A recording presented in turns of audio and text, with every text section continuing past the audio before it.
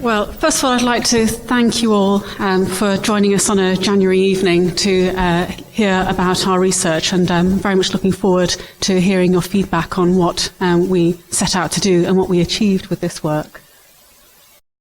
So what I'd like to do is give you a very brief overview of some of the kinds of key headline findings that we achieved. So as Therese already said, this project was some research that was carried out within a larger programme on religion and society, and I'm pleased that there's a religion and society representative here today. So this was a 6-year programme of research on religion and society, of which our project was a part. In our work, what we attempted to do was to look at the modes of engagement and practices of participation for Muslims in governance, and picking up particularly in the period of 1997 to the present. So we've been quite fortuitous in lots of ways in which we've been, our research has been situated at quite an interesting time with a change in government from New Labour to the coalition.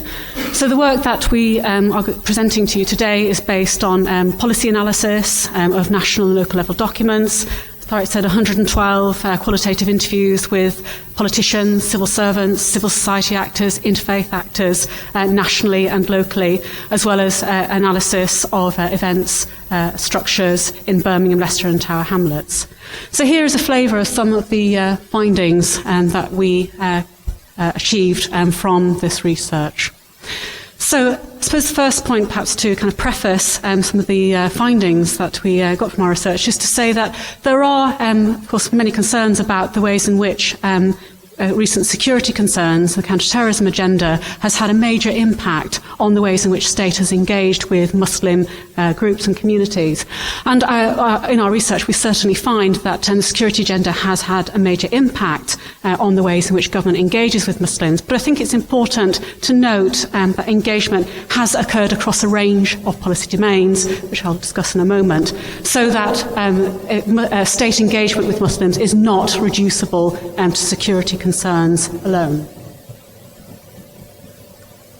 So that takes me on to second point, which is to say that it's extremely important to look at the diverse policy domains in which engagement has taken place. So we argue that there are some very interesting developments that have taken place in different policy areas. And importantly, in those policy areas, we find sometimes quite different logics and practices of participation and engagement. And the three particularly important policy domains where we find much participation has taken place, and also where there have been some key achievements, include domain of equalities, diversity and cohesion. And here I'm thinking about the passage of equalities legislation and debates about integration, cohesion, multiculturalism.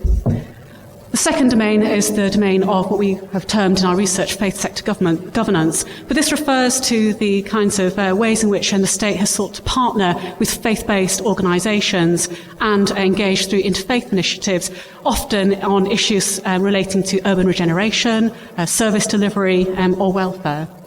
And then the third, obviously a very notable area, has been in the domain of security, and particularly in relation to the prevent agenda, particularly because it was constituted as a kind of hearts and minds agenda in which partnering and engagement was regarded as key.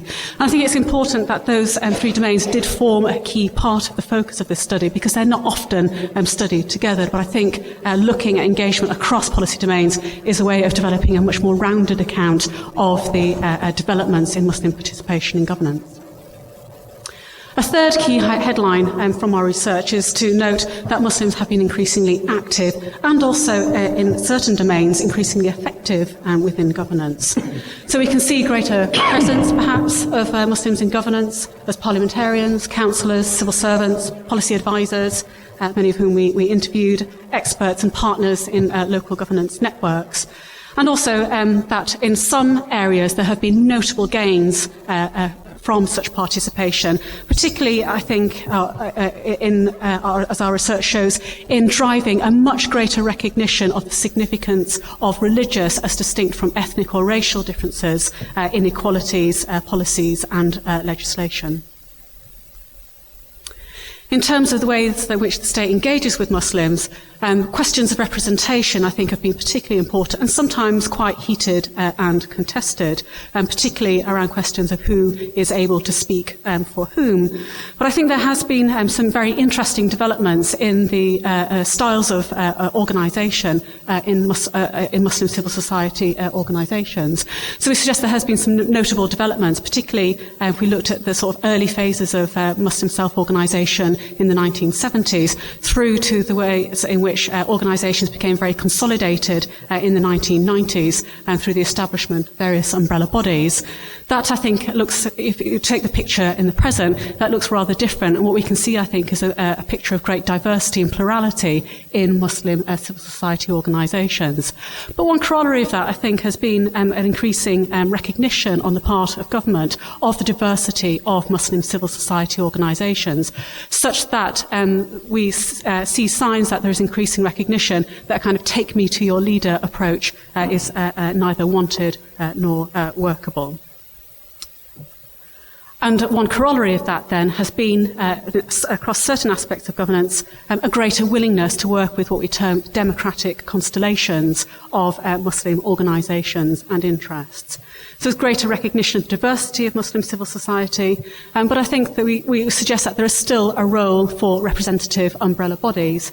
And we suggest that the kind of criticisms that are made sometimes of umbrella bodies, that they do not represent all Muslims all of the time, perhaps should be tempered by a recognition that leaders of those umbrella bodies do not claim to speak for all Muslims all of the time. So whilst the mechanisms for representation have become perhaps more nuanced and there's a much more acknowledgement of the complexity required in engagement with Muslim organisations, we suggest that there is still a need for more accountable and transparent mechanisms of representation within governance. Now I'd like to hand over to Dan.